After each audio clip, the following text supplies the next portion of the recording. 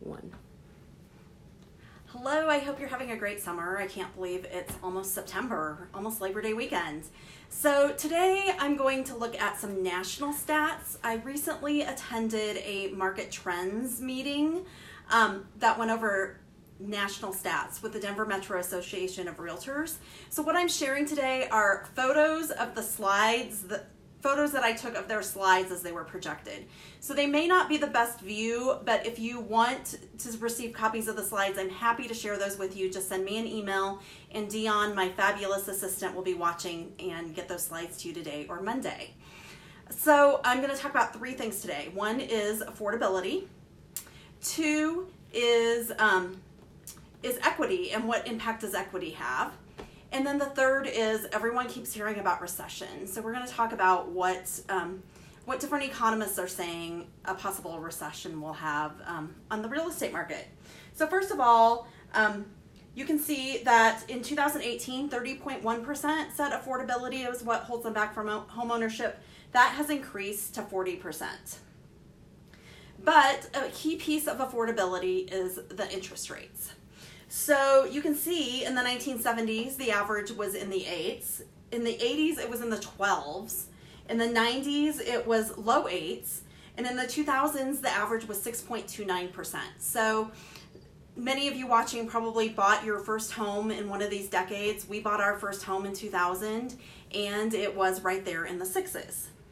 So what we're seeing right now are historically low interest rates. So this chart shows June of 2018 to current day. So June 2018, it was in the mid 4s.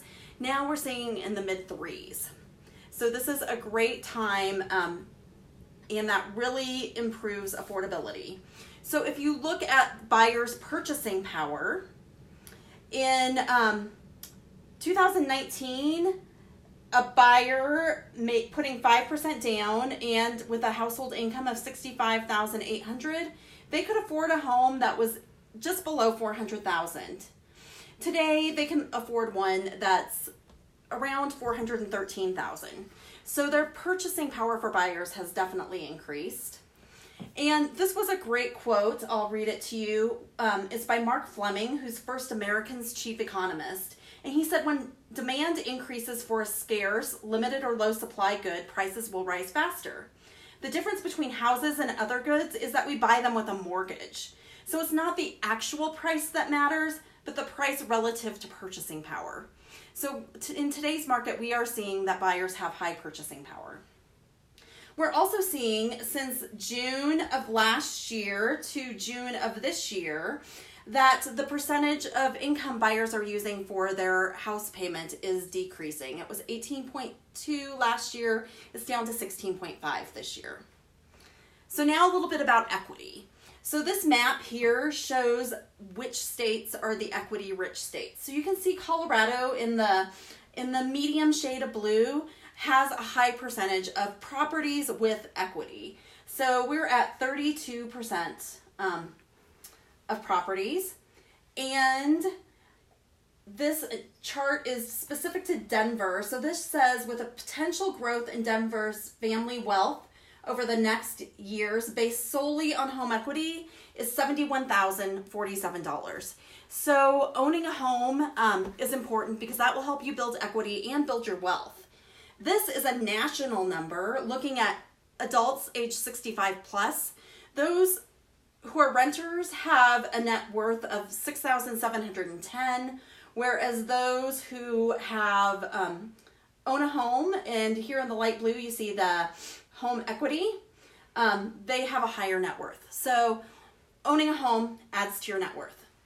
Next topic, recession. So I have the definition up here, which it's important to remember the definition of a recession. It is a fall in GDP in 2 consecutive quarters.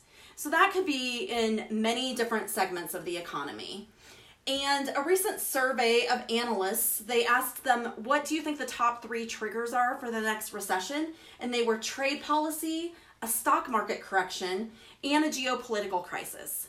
And you can see here that home ownership, a housing slowdown, did not even come in the top 5. It's down there at number 9. So they're not thinking that anything related to housing will contribute to the next recession.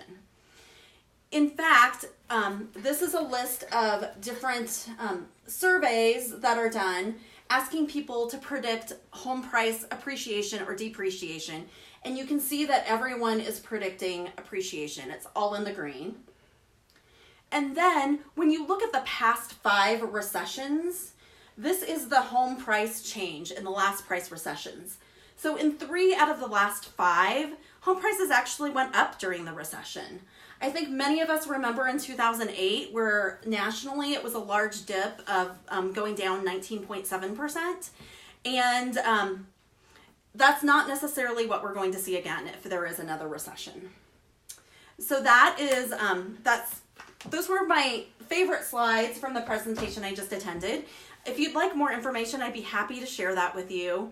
Also, if you know of someone who is thinking about buying or selling a home, or maybe it's you, give me a call. I'd love to work with you. My number is 303-710-5817.